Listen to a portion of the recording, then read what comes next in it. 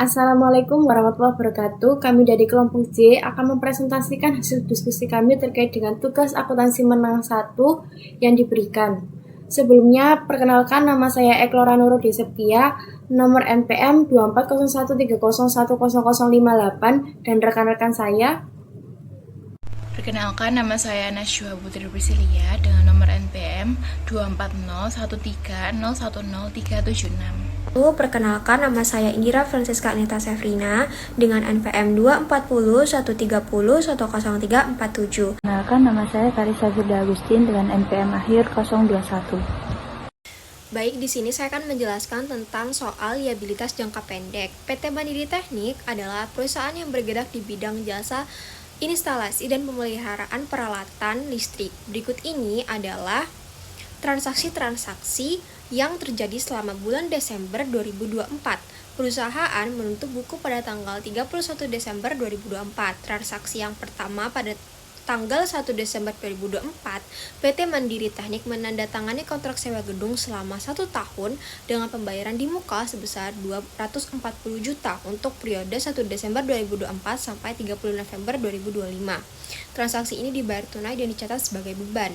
Lalu yang kedua, pada 5 Desember 2024, PT Mandiri Teknik ini menerima uang muka dari pelanggan sebesar 180 juta untuk jasa instalasi yang dilakukan mulai Januari hingga Maret 2025. Lalu yang ketiga, pada 15 Desember 2024, perusahaan menerima faktur pembelian bahan baku dari PT Baja Sejahtera senilai 95 juta dengan syarat pembayaran 30 hari. Lalu yang keempat, pada 20 Desember 2024, perusahaan mengakui beban bunga atas pinjaman 500 juta dengan bunga 10% per tahun. Bunga belum dibayar dan akan jatuh tempo pada 15 Januari 2025. Pada tanggal 31 Desember 2024, diketahui bahwa gaji karyawan sebesar 62 juta untuk minggu terakhir bulan Desember belum dibayarkan dan akan dibayar tanggal 3 Januari 2025. Nah, pertanyaannya di sini diminta untuk hitung total liabilitas jangka pendek per 31 Desember 2024, lalu sajikan jurnal akuntansi yang relevan untuk masing-masing transaksi sesuai dengan PSAK, lalu yang terakhir jelaskan klasifikasi masing-masing akun apakah yang merupakan liabilitas jangka pendek atau tidak. Nah, di sini pada transaksi yang pertama pada tanggal 1 Desember 2024, pembayaran sewa gedung di mukanya itu sebesar 240 juta, dicatat sebagai beban. Ini tuh tidak sesuai dengan PSAK karena sewa mencakup 1 tahun ke depan. Sebagian besar adalah aset dibayar di muka atau perpetrain, bukan beban. Nah, dibayar 240 juta ini untuk 12 bulan, maka per bulannya itu adalah 20 juta. Jadi 240 juta dibagi 12. Nah, karena ini dicatat sebagai beban penuh, harus diuruskan atau adjusting entry. Nah, maka beban Desembernya itu 20 juta, sisanya itu 220 juta itu adalah sewa di bari muka atau aset. Klasifikasinya, transaksi pada 1 Desember 2024 ini adalah bukan liabilitas jangka pendek karena waktu pembayaran itu yang lebih dari 12 bulan. Nah, untuk penjurnalannya itu merupakan beban sewa 20 juta pada sewa dibayar di muka 220 juta dan kas sebesar 240 juta. Lalu yang kedua, transaksi yang kedua itu pada 5 Desember 2024. Uang muka dari pelanggan sebesar 180 juta. Uang diterima di muka untuk jasa yang akan diberikan dari Januari sampai Maret 2025. Ini adalah pendapatan diterima di muka liabilitas jangka pendek karena belum ada jasa yang diberikan dan juga waktu pembayarannya itu adalah kurang dari 12 bulan atau setahun, maka klasifikasinya masuk ke liabilitas jangka pendek. Nah, penjurnalannya yakni kas sebesar 180 juta pada pendapatan diterima di muka sebesar 180 juta. Lalu transaksi yang ketiga, transaksi pada tanggal 15 Desember 2024, faktur pembelian bahan baku sebesar 95 juta. Nah, kredit bahan baku ini senilai 95 juta yang jatuh tempo pada 30 hari. Nah, klasifikasinya ini adalah masuk ke liabilitas jangka pendek, lebih tepatnya utang usaha. Kenapa? Karena di sini itu pembayarannya itu tenggatnya itu kurang dari 12 bulan, jadi jangkanya itu pendek. Nah, lalu untuk penjurnalannya, persediaan bahan baku sebesar 95 juta pada utang usaha sebesar 95 juta. Lalu, transaksi yang keempat pada tanggal 20 Desember 2024, beban bunga atas pinjaman. Pinjamannya ini sebesar 500 juta. Bunga tahunannya itu adalah 10%. bunga bulanannya itu maka 500 juta dikali 10% dibagi 12, maka hasilnya itu adalah 4.166.667. Nah, ini tuh belum dibayar, jatuh temponya itu sampai 15 Januari 2025. Nah, jadi klasifikasinya ini adalah liabilitas jangka pendek. Kenapa? Karena jarak jatuh temponya itu dalam kurun waktu jangka pendek, yakni kurang dari 12 bulan atau 1 tahun. Nah, maka penjurnalannya yakni beban bunga sebesar 4.166.667 pada bunga terutang sebesar 4.166.667. Lalu transaksi yang kelima atau yang terakhir di sini pada tanggal 31 Desember 2024, di sini itu gaji belum dibayar sebesar 62 juta. Gaji karyawan yang belum dibayar ini akan dibayar 3 Januari 2025. Nah, dicatat sebagai beban akrual atau accrued expense. Nah, di sini itu klasifikasinya itu merupakan liabilitas jangka pendek. Nah, liabilitas jangka pendek sebesar 62 juta. Kenapa? Karena jangka waktunya itu kurang dari 12 bulan, dari 31 Desember yang akan dibayar 3 Januari 2025. Nah, dengan jurnalnya itu beban gaji 62 juta pada utang gaji sebesar 62 juta. Selanjutnya kita bisa langsung hitung berapa rekapitulasi atau total liabilitas jangka pendek PT Mandiri Teknik per 31 Desember 2024. Nah, tadi kan ada 5 transaksi, tapi di sini bisa dilihat di tabel itu hanya 4. Kenapa? Karena yang transaksi yang pertama seperti yang sudah saya jelaskan tadi, bahwa liabilitasnya itu bukan liabilitas jangka pendek, karena di sini kita akan menghitung liabilitas jangka pendek saja. Nah, di sini yang masuk ke liabilitas jangka pendek itu adalah pendapatan diterima di muka sebesar 180 juta, utang usaha sebesar 95 juta, beban terutang sebesar 4.166.667, lalu ada utang gaji sebesar 62 juta. Nah, setelah ditotal yakni sebesar 341.166.667. Baik, di sini saya akan menjelaskan contoh soal dari materi provisi. PT Bersih Alam merupakan perusahaan pengolahan limbah industri. Pada tahun 2024, perusahaan mengetahui bahwa salah satu fasilitas pengolahan limbahnya telah menyebabkan pencemaran air tanah di sekitar lokasi operasional. Berdasarkan Undang-Undang Lingkungan Hidup yang berlaku, perusahaan wajib melakukan pemulihan lingkungan. Biaya pemulihan ini diperkirakan sebesar 600 juta. Sampai akhir tahun, tindakan pemulihan belum dilakukan. Namun, perusahaan menyadari bahwa kewajiban ini harus segera ditangani. Pertanyaannya, yang pertama, apakah PT Bersih Alam perlu mengakui provisi dalam laporan keuangan per 31 Desember 2024? Jelaskan alasannya. Yang kedua, buatkan jurnal akuntansi yang relevan jika provisi diakui. Lalu yang ketiga, jelaskan bagaimana provisi ini akan mempengaruhi posisi keuangan dan laba perusahaan pada tahun 2024. Baik, selanjutnya yaitu pembahasan pada soal nomor 1. Apakah PT Bersih Alam perlu mengakui provisi? Jawabannya yaitu iya, perlu diakui. Hal ini mengacu pada PSAK pasal 57.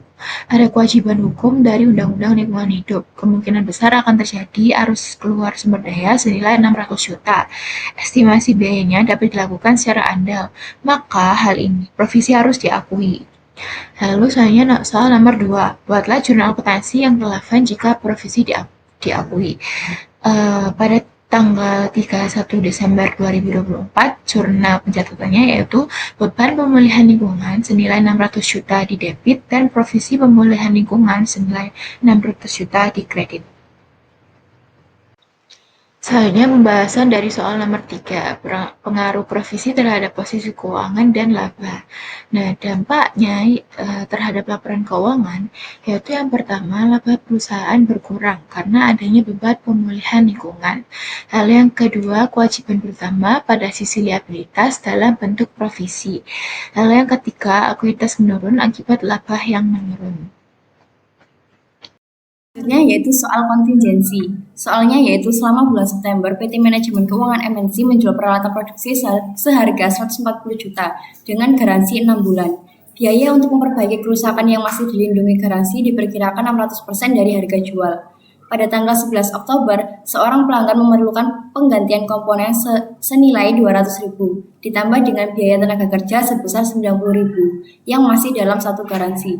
Buatlah ayat jurnal untuk estimasi beban garansi pada tanggal 30 September beserta jurnalnya, kemudian jurnal untuk mencatat pekerjaan yang masih dilindungi garansi pada tanggal 11 Oktober.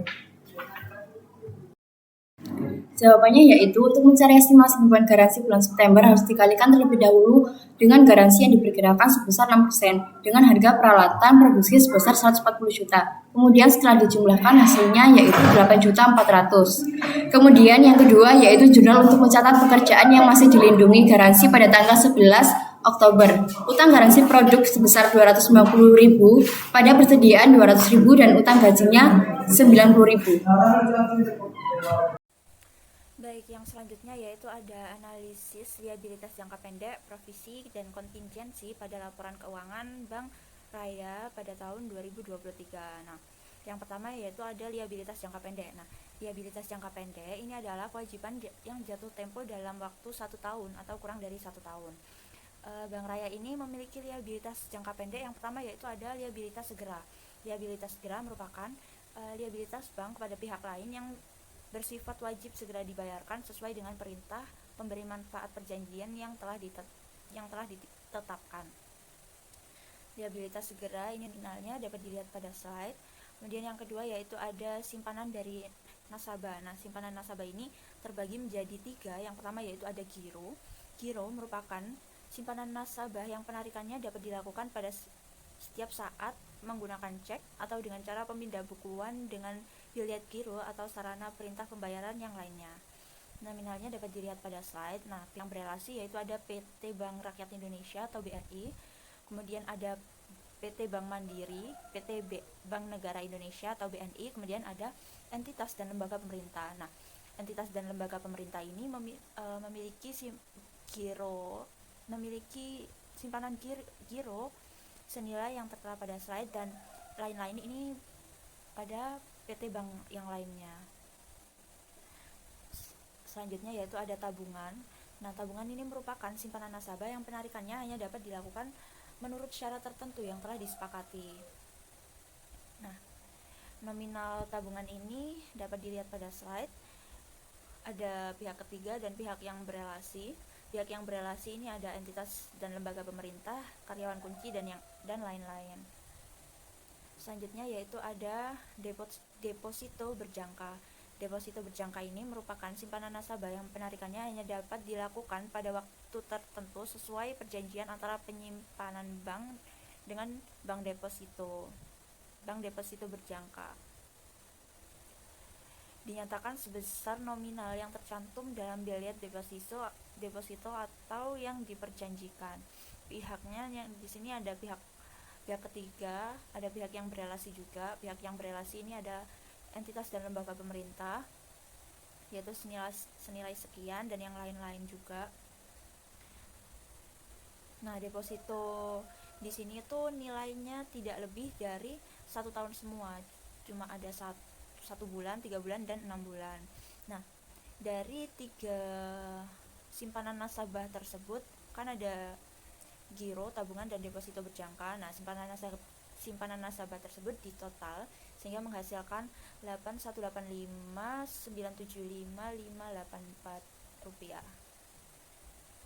Kemudian yang ketiga yaitu ada simpanan dari bank lain. Simpanan dari bank lain adalah dana yang dititipkan oleh bank lain kepada bank lain dalam bentuk berbagai jenis simpanan seperti giro, tabungan, atau deposito.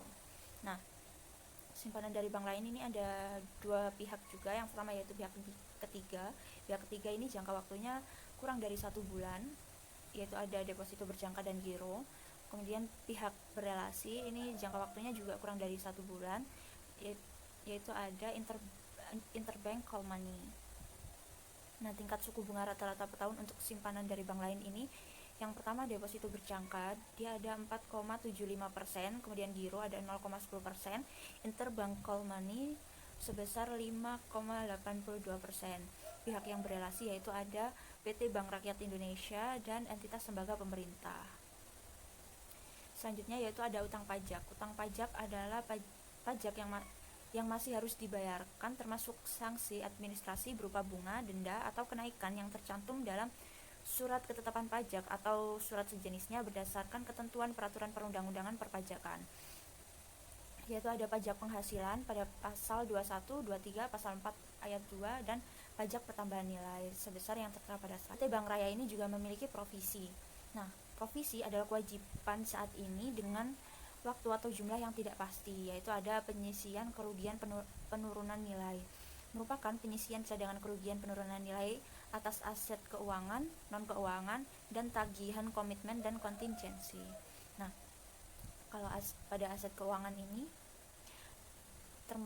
yang termasuk aset penyisian cadangan kerugian pada aset keuangan ini ada kredit yang diberikan, giro pada bank lain, tagihan akseptasi, dan efek-efek. Kemudian penyisian cadangan kerugian komitmen dan kontingensi itu ada fasilitas kredit yang belum ditarik, bank garansi yang diberikan, LOC yang tidak dapat dibatalkan yang masih dalam perjalanan dalam rangka import diamortisasi. Nah, kemudian aset keuangan dan komitmen kontingensi ini ditotal sehingga menghasilkan nilai yang tertera pada slide. Yang terakhir yaitu ada kontingensi, adalah kewajiban potensial yang bergantung pada peristiwa di masa depan, yaitu Bank Raya ini punya cadangan perkara dan kerugian operasional sebesar 26425.415.